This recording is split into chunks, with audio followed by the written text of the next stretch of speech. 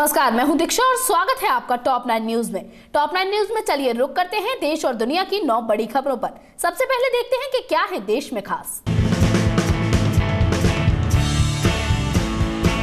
विपक्ष के भारी विरोध और बहिष्कार के बावजूद भी मंगलवार को लोकसभा में भूमि अधिग्रहण विधेयक पारित हो गया।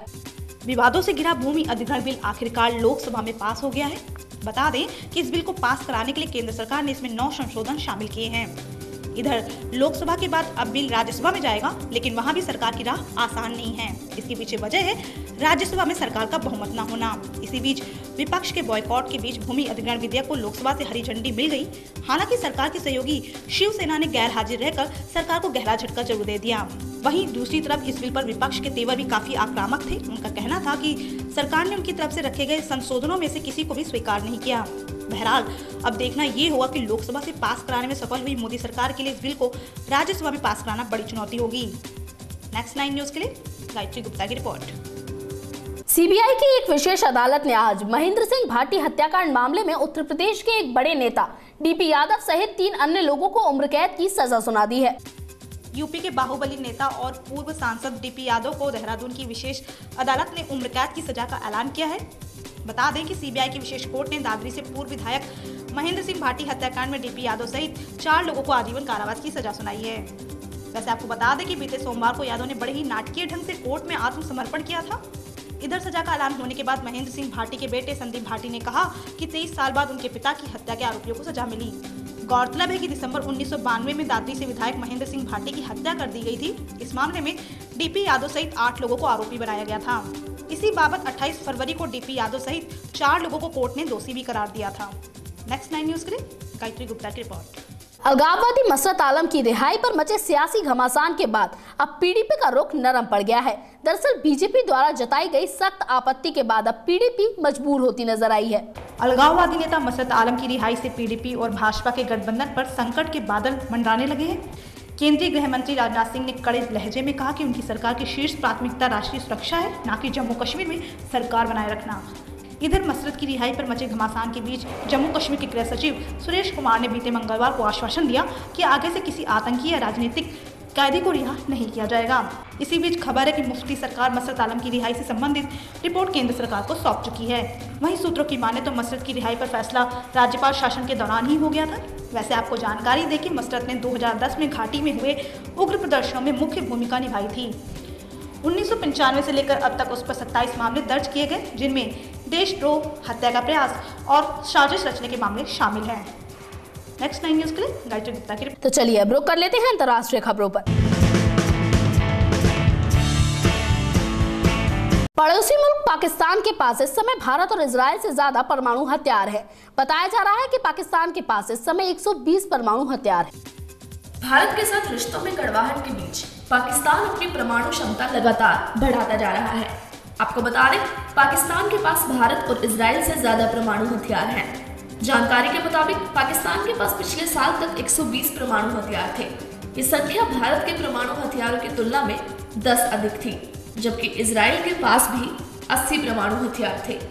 ये खुलासा परमाणु वैज्ञानिकों के बुलेटिन द्वारा विकसित नए इंटरैक्टिव इन्फोग्राफ से हुआ। शिकागो विश्वविद्यालय के वैज्ञानिकों द्वारा 1945 में स्थापित बुलेटिन द्वारा विकसित ये इन्फोग्राफिक 9 परमाणु क्षमता संपन्न राष्ट्रों के परमाणु हथियारों की संख्या और इतिहास का पता लगाता है। शिकागो के वैज्ञानिकों ने मैनहट्टन परियोजना के तहत सबसे पहला परमाणु हथियार विकसित करने में मदद की थी। वहीं बुलेटिन के कार्यकारी निदेशक रेचल ब्रॉन्सन के मुताबिक इंटरैक्टिव इन्फोग्राफिक के जरिए ये पता लगाया जा सकता है कि किस देश के पास कितने परमाणु हथियार हैं और उसने इसे कब विकसित किया। इस तरह ये पता लगाया जा सकता है कि दुनिया में कितने परमाणु हथियार हैं। नेक्स्ट 9 न्यूज के लिए चीनू की रिपोर्ट। प्रधानमंत्री नरेंद्र मोदी अपनी 3 देशों की विदेश यात्रा के पहले चरण के तहत मंगलवार देर रात सेल्सियस की राजधानी पहुंचे। वहां प्रधानमंत्री नरेंद्र मोदी ने कहा कि देश की सुरक्षा और प्रगति के लिए बाहरी देशों से संबंध बढ़ाना बेहद महत्वपूर्ण है। भारतीय प्रधानमंत्री नरेंद्र मोदी 3 देशों की अपनी यात्रा के पहले चरण के तहत सेशल्स की राजधानी पहुंचे, जहां पर उनका भव्य स्वागत किया गया। आपको बता दें, प्रधानमंत्री 3 देशों की अपनी यात्रा के दौरान मॉरिशस और श्रीलंका भी जाएंगे। मोदी का कहना है कि हिंद महासागर के द्वीपीय देशों के साथ मजबूत संबंध भारत की सुरक्षा और प्रगति के लिए महत्वपूर्ण है। इसके साथ ही मोदी ने यह भी कहा कि सेशल्स के साथ भारत के रिश्ते आपसी विश्वास और साझा मूल्यों की बुनियाद पर बने हैं। मैं भारत के अच्छे दोस्त और सेशल्स के राष्ट्रपति जेम्स माइकल के साथ अपनी मुलाकात को लेकर बहुत उत्साहित हूं। जानकारी के लिए बता दें कि पिछले 33 साल में सेशल्स की यात्रा करने वाले मोदी पहले भारतीय प्रधानमंत्री हैं। वहीं प्रधानमंत्री के साथ राष्ट्रीय सुरक्षा सलाहकार अजीत डोभाल और विदेश सचिव एस जयशंकर भी यात्रा पर गए हैं। बताते चले कि सेशल्स के बाद मोदी 11 और 12 मार्च को मॉरिशस जाएंगे। उसके बाद वे 13 और 14 मार्च को श्रीलंका की यात्रा पर जाएंगे। नेक्स्ट 9 न्यूज के लिए चीनू की। तो चलिए अब रुक कर लेते हैं खेल जगत की ओर। वेस्टइंडीज के महान बल्लेबाज विवियन रिचर्ड्स ने ऑनलाइन पोलिंग के मामले में भारत के दिग्गज बल्लेबाज सचिन तेंदुलकर को पीछे छोड़ते हुए अपना नाम आगे दर्ज कर लिया है। वेस्टइंडीज के महान बल्लेबाज विवियन रिचर्ड्स ऑनलाइन पोल में भारत के दिग्गज बल्लेबाज सचिन तेंदुलकर को पछाड़कर खेल के इतिहास के महानतम वनडे क्रिकेटर चुने गए हैं। दरअसल रिचर्ड्स को सर्वकालिक सर्वश्रेष्ठ एक दिवसीय खिलाड़ी के लिए ज्यूरी के 50 सदस्यों में से 29 के वोट मिले हैं। बता दें कि क्रिकेट मंथली के इस पोल में तेंदुलकर ने पाकिस्तान के पूर्व कप्तान वसीम अकरम को बेहद कम अंतर से पछाड़कर दूसरा स्थान हासिल किया। वहीं शीर्ष 5 के अंतिम 2 स्थान ऑस्ट्रेलिया के विकेटकीपर एडम गिलक्रिस्ट और भारत की एक दिवसीय टीम के कप्तान महेंद्र सिंह धोनी को मिला। यहाँ ये भी बताते चले कि साल 1970 और 80 के दशक में रिचर्ड्स का वनडे में दबदबा रहा था और उन्होंने अपनी टीम को 1975 और 1979 विश्व कप दिलाने में भी अहम भूमिका निभाई। वहीं अब अगर बात करें तेंदुलकर की, तो लंबे समय तक खेलने और बल्लेबाजी करने के आंकड़ों में सचिन की कोई बराबरी नहीं है। तेंदुलकर ने 463 वनडे में 44.83 की औसत से 18,426 रन बनाए, जिसमें एक दोहरे शतक सहित कुल 49 शतक शामिल रहे। नेक्स्ट 9 न्यूज रूम से मैं नीतू। पाकिस्तान टीम के पूर्व टेस्ट कप्तान मोइन खान को विश्व कप 2015 के बाद पाक टीम के मुख्य चयनकर्ता पद से हटा दिया जाएगा। पूर्व टेस्ट कप्तान मोइन खान को विश्व कप के बाद पाकिस्तान क्रिकेट के मुख्य चयनकर्ता पद से हटा दिया जाएगा, भले ही टीम का प्रदर्शन कैसा भी रहे।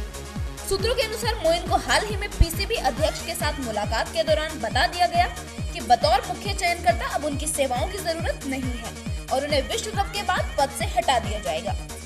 वहीं शहरयार खान ने भी पिछले सप्ताह भारत जाने से पहले ये निर्देश दिए थे कि मुख्य चयनकर्ता और समिति के 3-4 सदस्यों के इंटरव्यू शुरू किए जाएं। बता दें कि मोइन की जगह लेने के प्रबल दावेदारों में पूर्व दिग्गज वसीम बारी और मोहसिन खान शामिल हैं।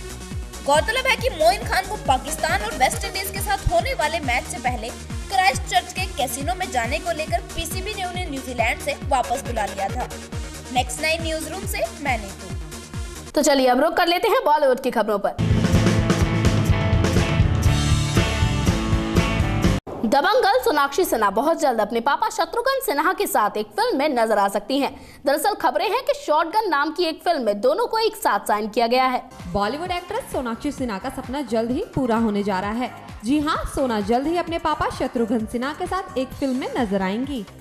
दरअसल खबर है कि फिल्म मेकर AR मुरुगदास ने अपनी आने वाली फिल्म के लिए सोनाक्षी सिन्हा और शत्रुघ्न सिन्हा को एक साथ साइन किया है। बता दें कि इस फिल्म में शत्रुघ्न सिन्हा की एक महत्वपूर्ण भूमिका है। हालांकि फिल्म का नाम अभी तक फाइनल नहीं किया गया है, लेकिन यह तमिल की सुपरहिट फिल्म मोनुगुरु की रीमेक है। उल्लेखनीय है कि इस फिल्म में विलेन का role film maker Anurag Kashyap निभा रहे हैं। वैसे गजनी और हॉलीडे के बाद मुरुगदास की यह तीसरी हिंदी फिल्म होगी।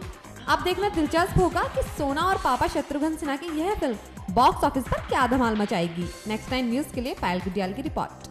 कपूर परिवार के चिराग रणबीर कपूर और उनकी गर्लफ्रेंड कैटरीना कैफ को लेकर आए दिन नए नए मामले सुनने में आते रहते हैं और इस बार एक बड़ी खबर ये आई है कि ये दोनों काफी समय से लिव इन में रह रहे हैं। एक्टर रणबीर कपूर की गर्लफ्रेंड कैटरीना कैफ को लेकर आए दिन तरह तरह की चर्चा होती रहती है, तो वहीं अब सुनने में आया है कि ये दोनों पिछले काफी समय से एक साथ लिव इन में रह रहे हैं। आपको बता दें कि रणबीर कैट के साथ अपने रिश्ते को शादी का नाम तक दे सकते हैं, लेकिन लगता है कि रणबीर की मां नीतू सिंह को कैटरीना कैफ बहू के रूप में पसंद ही नहीं है। हालांकि अब ऐसा लग रहा है कि नीतू कैटरीना की जगह दीपिका पादुकोण को पसंद करती हैं। दरअसल नीतू सिंह ने हाल ही में एक तस्वीर सोशल मीडिया पर डाली है, जिसने कई तरह की अफवाहें फैला दी हैं। उल्लेखनीय है कि यह तस्वीर रणबीर की मां नीतू सिंह ने होली के मौके पर बधाई देने के लिए फिल्म ये जवानी है दीवानी के गाने बलम पिचकारी गाने की रणबीर दीपिका की एक तस्वीर इंस्टाग्राम पर शेयर कर दी, जिसके बाद यह फोटो सोशल मीडिया में वायरल हो गई। फिलहाल नीतू के फोटो को इस तरह से पोस्ट करने से लोगों को लगने लगा है कि रणबीर और दीपिका को एक साथ करने का शायद नीतू का ये इशारा तो नहीं। नेक्स्ट टाइम न्यूज के लिए पायल गुडियाल की रिपोर्ट। तो ये थी आज के दिन की 9 बड़ी खबरें, लेकिन देश और दुनिया की तमाम बाकी बड़ी खबरों से जुड़े रहने के लिए आप लॉग इन कीजिए www.next9news.com। नमस्कार।